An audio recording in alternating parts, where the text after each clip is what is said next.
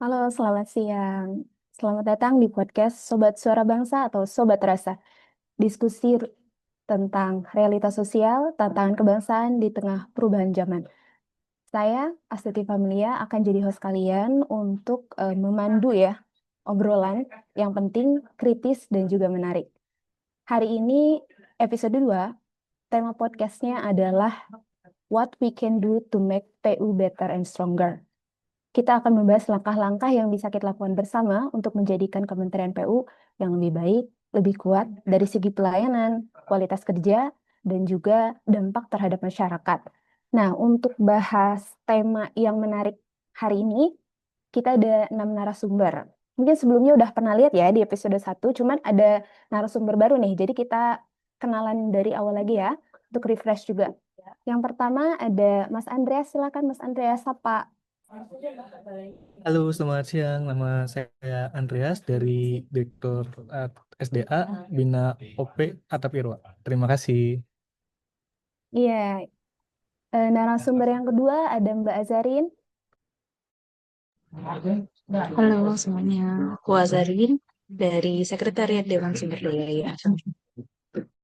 Selamat datang Mbak Azarin. Yang ketiga, narasumber kita ada Mbak Dita. Silakan Mbak Dita, perkenalkan. Halo, saya Jaka Dita dari Direktorat Sungai dan Pantai. Oke, yang keempat ada Mas Hafiz. Ya, halo teman-teman. Saya Muhammad Hafiz dari BPSDM. Oke, yang kelima ada Mas Iqbal. Sore semuanya, saya Muhammad Iqbal dari BPSDM. Nah, ini ada narasumber yang baru nih. Silahkan perkenalan dirinya Mbak Ervina.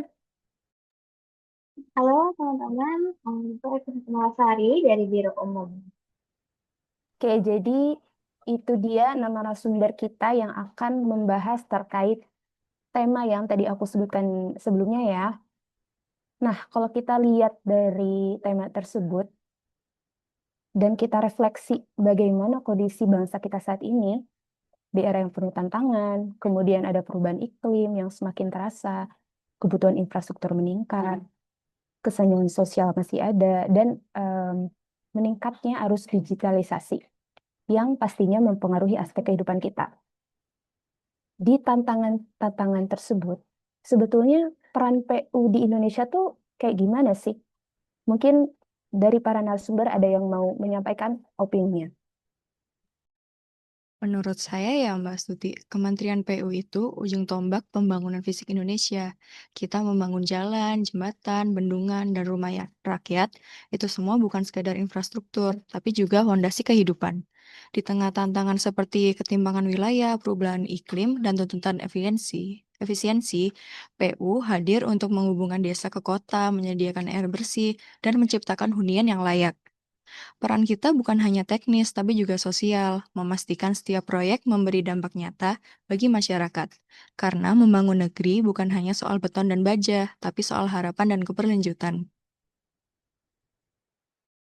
Oke, menarik. Jadi poinnya kita tuh bukan hanya teknis, walaupun sering dibilang kementerian teknis ya, tapi juga ada tanggung jawab sosialnya gitu. Nah, kalau berdasarkan masyarakat sendiri, masyarakat eh, harapannya seperti apa sih sebenarnya ke Kementerian PU ini? Mungkin para narasumber ada yang mau memberikan pendapat. Iya, mungkin saya ingin berbagi sedikit gitu ya tentang eh, harapan-harapan atau insight-insight yang saya dapatkan dari sumber-sumber seperti berita seperti itu. Jadi masyarakat sendiri untuk berharap ke Kementerian PU ini ya tentunya karena ujung tombak kita dari segi teknis ya. Ya berharapnya masyarakat itu dari pembangunan yang merata, dari yang tidak hanya terpusat gitu ya, tapi juga ke mungkin daerah-daerah pelosok yang jadi ujung tombak gitu ya di daerah 3T dan semacamnya gitu ya. Dari infrastruktur itu juga akhirnya bisa menghadirkan ini nih apa sarana yang berkualitas dan harapannya tahan lama gitu ya secara manfaatnya yang bisa dinikmati oleh masyarakat. Terus juga dari infrastruktur ini harapannya juga bisa ini nih jadi jawaban yang responsif gitu ya ketika ada bencana alam atau perubahan iklim dan juga mungkin bisa menjadikan sumber gitu ya, sumber kehidupan mungkin dari akses air bersih, sanitasi, terus juga akhirnya ya semua itu harapannya dianggarkan secara efisien, efektif dan juga agar lebih bermanfaat gitu ya di masa depan bagi masyarakat. Dan mungkin juga harapannya secara kinerja gitu ya. Masyarakat berharap juga kita bisa memberikan kinerja yang transparan dan juga bebas korupsi. Mungkin seperti itu sih Mbak Astuti. Oke, menarik. Jadi memang ada beberapa hal yang diharapkan masyarakat ya terhadap kita. Lalu sebetulnya bagaimana eh, tantangan yang dihadapi Kementerian PU saat ini? Mungkin teman-teman ada yang mau berbagi pengalamannya atau sudut pandang sebagai insan PU. Ya Mbak, aku mau coba kasih insight sedikit yang mungkin terkait dengan tantangan yang dihadapi PU saat ini. Jadi, apa yang disebutkan sama Mas Hafiz tadi udah sesuai dengan apa yang ada di masyarakat. Nah, harapan-harapan dari masyarakat ini yang menjadi tantangan bagi Kementerian itu. Jadi kalau misalnya dirangkum sedikit tuh, beberapa tantangan yang dihadapi saat ini, yang pertama yaitu terkait ketimpangan akses infrastruktur antar wilayah. Karena adanya kesenjangan pembangunan antara wilayah barat dan timur Indonesia. Contohnya seperti ada akses jalan, air bersih, dan infrastruktur maupun lainnya yang layak itu masih belum merata. Dan yang kedua yaitu terkait efisiensi di tengah keterbatasan orang. Teman-teman udah nggak asing kan dengan berita tentang efisiensi akhir ini. Dan juga setiap kementerian itu pasti punya pagu anggaran yang terbatas sehingga dalam memilih proyek-proyek strategisnya, PU juga harus lebih selektif untuk menentukan prioritas pembangunan. Dan juga sampai saat ini itu sudah dilakukan usulan tambahan anggaran untuk bisa memenuhi kebutuhan pembangunan nasional. Nah, tantangan lain yang dihadapi sama kita itu terkait sama perubahan iklim dan juga tentang kerentanan bencana. Sehingga infrastruktur yang dibangun oleh PU itu harus dirancang secara baik dan bisa tahan terhadap berbagai bencana alam di Indonesia, contohnya seperti banjir, gempa, dan juga cuaca ekstrim. Nah, daya dukung lingkungan hidup itu juga harus menjadi perhatian utama dalam setiap proyeknya. Dan yang terakhir itu terkait sama urbanisasi dan tekanan sosial, terutama nih di kota-kota metropolitan. Nah, seperti yang kita tahu, pertumbuhan di kota itu semakin pesat dan pasti menimbulkan tantangan, utamanya dari segi penataan ruang, infrastruktur, dan juga hal-hal lain yang mendukung kelayakan untuk hidup. Sehingga diperlukan tata kelola yang baik untuk mengantisipasi pelonjakan urbanisasi. Seperti itu sih, Mbak. Menarik ya, jadi memang ada beberapa tantangan utama untuk Kementerian PU. Yang pastinya tantangan ini nggak akan mudah gitu untuk dilalui. Eh, Perkembangan teknologi sangat cepat, masih ada kesenjangan sosial, belum lagi menjawab kebutuhan infrastruktur, tuntutan pelayanan publik juga semakin tinggi gitu. Nah, kalau dilihat berarti Kementerian PU itu punya peran yang sangat vital ya, karena memang menyediakan berbagai infrastruktur yang menopang kehidupan masyarakat. Kalau tidak ada mungkin bisa lumpuh bahkan ya perekonomian dan juga kehidupan masyarakat. Tapi kalau berhenti di situ, seakan-akan kita dari tadi masih hanya berkutat di apa di cakupan institusi yang besar gitu. Padahal sejatinya kekuatan bangsa itu juga lahir dari individu-individu kan yang saling berkomitmen gitu. Pertanyaannya, sebetulnya apa yang bisa kita lakukan sebagai individu untuk membuat Kementerian PU ini menjadi bangsa yang lebih baik dan lebih kuat dan dalam menghadapi tantangan-tantangan yang udah dijabarkan tadi oleh Mbak Azarin ini. Ada yang mau berpendapat dari para narasumber? Ya, baik. Jadi kalau tadi Mbak sudah mention bahwa kita setiap individunya punya peran gitu ya. Jadi setiap dari kita memang perlu untuk mengembangkan nilai-nilai dalam diri kita, misalnya nilai pribadi seperti jujur, disiplin, integritas, gitu ya. Dan juga kita nggak boleh untuk berpuas diri, artinya apa yang kompetensi yang kita punya sekarang itu perlu untuk dikembangkan. Apalagi um, kita juga perlu untuk upgrade diri, baik itu kompetensi teknis maupun non-teknis gitu ya. Dan sekarang caranya banyak banget. Kita bisa belajar secara mandiri, ikut-ikut pelatihan, webinar juga udah banyak, dan juga mungkin sertifikasi gitu. Sehingga kualitas kita juga nggak stagnan di situ, tapi kita bisa berkembang. Dan setiap tindakan kita itu juga perlu untuk mencerminkan dan juga berlandaskan dari nilai Pancasila. Misalnya beriman, bermoral gitu ya, berkemanusiaan, menjaga persatuan, bermusyawarah, dan juga berorientasi pada kesejahteraan bangsa. Nah, tadi saya udah sebutkan sedikit kita perlu upgrade diri, tapi di sisi lain kita juga perlu untuk adaptif sama perubahan-perubahan yang terjadi di sekitar kita, khususnya di teknologi, karena teknologi cepat banget berubahnya gitu ya. Misalnya terkait dengan big data dan juga AI, artificial intelligence gitu ya. Dan dua teknologi ini sebetulnya bisa kita manfaatkan sedemikian rupa untuk menolong kita mengoptimalisasi kinerja kita gitu. Misalnya kita bisa pakai kedua tools tersebut untuk menganalisis data yang jumlahnya sangat besar dengan lebih efisien, terus juga lebih tepat gitu ya, dan bahkan juga mungkin bisa kita manfaatkan untuk memprediksi kebutuhan di masa yang akan datang. Seperti itu. Oke, dari Mbak Ervina berarti poinnya adalah kita itu harus adaptif terhadap perkembangan perkembangan teknologi ya. Tadi juga disebutkan terkait big data, artificial intelligence, yang pastinya jika digunakan dengan baik bisa memberi dampak positif ya terhadap apapun yang kita lakukan, termasuk dalam pekerjaan. Dan dalam konteks ini dalam membangun negeri di Kementerian PU gitu ya. Nah, tapi mungkin ada hal yang juga tidak kalah penting. Bukan hanya kita harus bisa teknologi, tapi juga harus ada kolaborasi karena memang dalam membangun suatu bangsa itu eh, perlu adanya kolaborasi antar setiap individu. Eh, Mungkin begitu ya. Nah, betul sekali Mbak Astuti. Jadi kolaborasi ini menjadi kunci sukses dalam pembangunan yang berkelanjutan dan jangka panjang. Kita itu juga harus bekerja baik lintas sektor. Kita itu harus melibatkan masyarakat dan juga kita harus melibatkan pihak swasta. Jadi untuk di masyarakat sendiri, kita harus mengajak mereka untuk berperan aktif dalam upaya perencanaan dan juga upaya implementasi karena mereka yang mendapatkan dampak secara langsung. Sementara untuk dari sektor swasta itu itu bisa untuk menyumbangkan sumber daya dan teknologi yang mereka miliki. Kemudian juga untuk inovasi teknologi dan kolaborasi lintas sektor ini akan menjadi dua kekuatan besar yang nantinya bisa membawa kita semua untuk menuju pembangunan yang lebih maju dan juga berkelanjutan.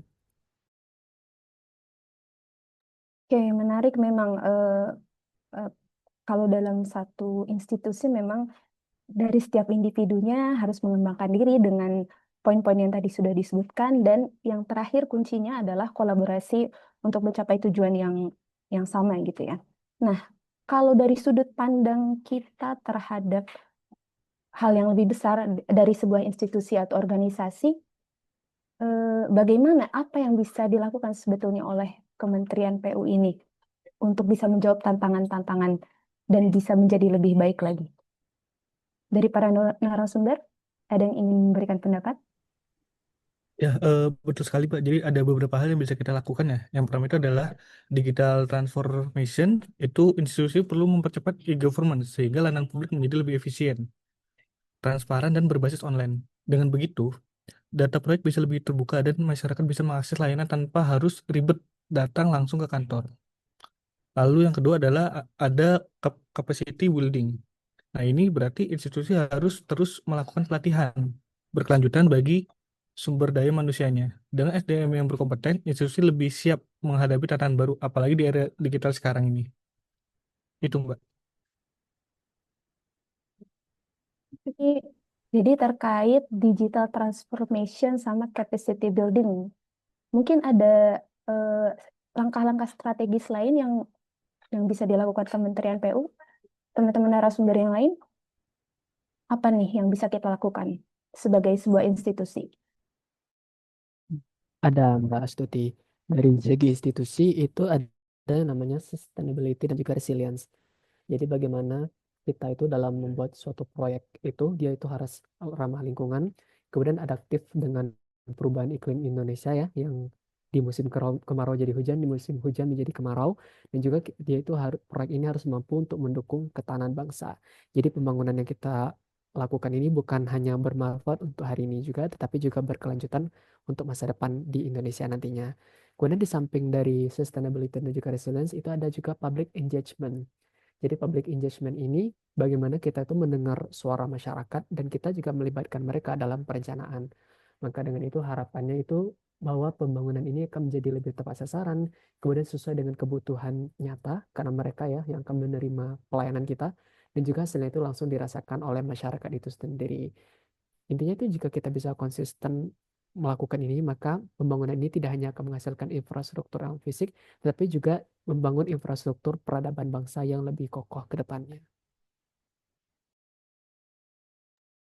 Oke, jadi memang kalau saya tarik kesimpulannya, yang bisa dilakukan sebuah institusi untuk bisa berkembang dan menjadi lebih baik lagi adalah terus mengembangkan kualitas secara institusinya, kemudian juga jangan lupa mendengar publik karena memang mereka lah yang nantinya akan menggunakan fasilitas dari pelayanan kita begitu ya.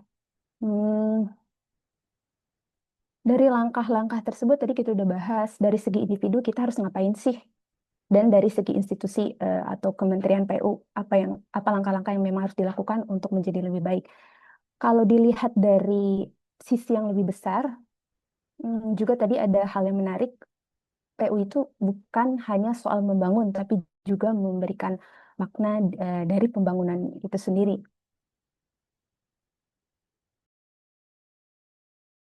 Iya, sepakat Mbak. Jadi saya jadi keinget ada satu kalimat yang menurut saya sangat kuat gitu ya, bahwa PU itu bukan cuma tentang infrastruktur, tapi juga membangun peradaban gitu. Artinya setiap infrastruktur yang kita bangun, baik itu jembatan, jalan, bendungan, bahkan rumah yang dipakai rakyat kita gitu ya, itu sebetulnya punya dampak yang lebih besar lagi.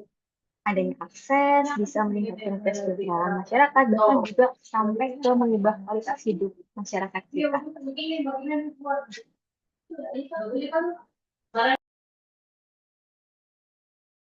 Ya, poin yang menarik sih Mbak. Jadi PU itu bukan sekedar fisik gitu ya, beton lah, aspal lah, tapi memang bagaimana bangsa ini bisa tumbuh dan maju bersama, begitu ya. Benar sekali Mbak Astuti, karena itu ada sebuah kalimat yang pas juga nih. Mari bekerja dengan semangat, bangkit pekerjaan umum, jayalah bangsaku. Semangat ini mengingatkan kita bahwa kontribusi sekecil apapun bisa membawa dampak besar jika dilakukan bersama-sama. Quote yang menarik sih Mbak. Jadi memang untuk jadi lebih baik itu dimulai dari level yang terkecil ya. Dari bagian per bagian ke atas, menggunung, bekerja sama, berkolaborasi untuk perubahan yang lebih besar. Iya, setuju banget sih Mbak. Soalnya kan perubahan besar itu nggak bisa semata-mata langsung kita dapat gitu ya. Selalu dimulai dari hal-hal yang kecil gini ya. Terutama mungkin secara kita di kontribusinya bagaimana di unit kerja masing-masing gitu ya. Misalnya dari segi ini nih, integritas dalam bekerja, terus juga bisa memberikan pelayanan yang terbaik, atau mungkin yang lebih kecil lagi nih levelnya sekedar disiplin gitu secara waktu dalam menjalankan tugas. Karena semua itu hal-hal yang mungkin kita anggap kecil gitu ya, itu nantinya juga akan menjadi pondasi yang bisa kita jadikan lahan untuk membangun bangsa seperti itu. Kadang kita merasa kalau ini remeh nih, ini nggak kelihatan sama siapa-siapa gitu ya. Padahal justru dari hal-hal konsistensi yang kecil-kecil ini jadi budaya kerja yang baik yang bisa terbentuk untuk kita.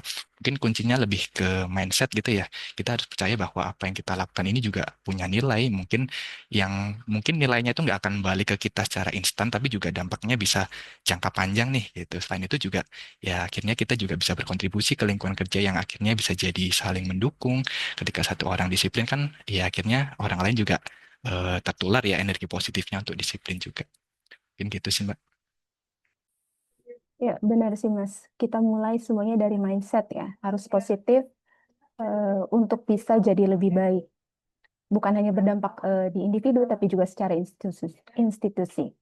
Nah, di balik itu semua tadi kan kita udah bahas tuh sebetulnya apa tantangan yang kita hadapi, terus bagaimana sih cara menanggulangi dan peran kita sebagai individu atau sebagai organisasi untuk membuat Kementerian PU menjadi lebih baik. Mungkin dari para narasumber ada yang mau memberikan kesimpulan dari obrolan kita kali ini? Silakan. Oke, jadi dari penjelasan yang teman-teman sampaikan tadi, kita dapat kesimpulan bahwa Kementerian PU itu bukan hanya tentang membangun infrastruktur, tapi juga untuk membangun peradaban. Nah, sebagai insan PU, sebaiknya kita bekerja dengan semangat dan juga sebagai seorang individu, kita bisa berkontribusi lewat integritas, profesionalisme, inovasi, dan juga tentunya dengan kolaborasi.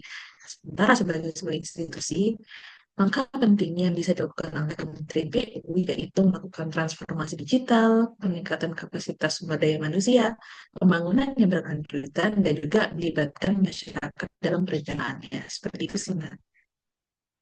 Terima kasih nih Mbak Azarin atas kesimpulannya. Sebetulnya obrolannya masih cukup seru ya, masih bisa panjang nih, bisa lebih dalam juga. Karena keterbatasan waktu memang kita harus selesai sampai kali ini. Oke, jadi makasih banyak nih untuk para narasumber yang sudah menyempatkan hadir. Terima kasih juga untuk kamu, Sobat Suara Bangsa yang udah mendengarkan podcast kita kali ini. Kalau kamu merasa terhubung dengan pembahasan kita, jangan ragu untuk share episode ini. Follow podcastnya juga jangan lupa. Dan mari jadi bagian gerakan kecil untuk perubahan besar. Sebelum kita tutup, para narasumber, izin kita jargon PU dulu ya. Satu kali ya. Yang biasa kita gunakan ya. Oke, mungkin semuanya Itu bisa nyalain dikaitkan mikrofonnya. adanya suatu work instruction. Kementerian Begitu PU juga dengan sigap membangun Sigap membangun negeri untuk rakyat. filter itu ditetapkan Kayaknya bahwa ini tidak kurang kompak ada ya. ide Mas Iqbal software juga atau nih work belum instruction nyalain. Mas Hafiz sebagai juga akar belum. dari permasalahan tersebut. Kita coba lagi ya. Selanjutnya, Kementerian PU ini saya sigap Sigap membangun membangun negeri negeri untuk untuk rakyat. rakyat. Oke, terima kasih semuanya. Sampai jumpa di episode selanjutnya. Dah. mulai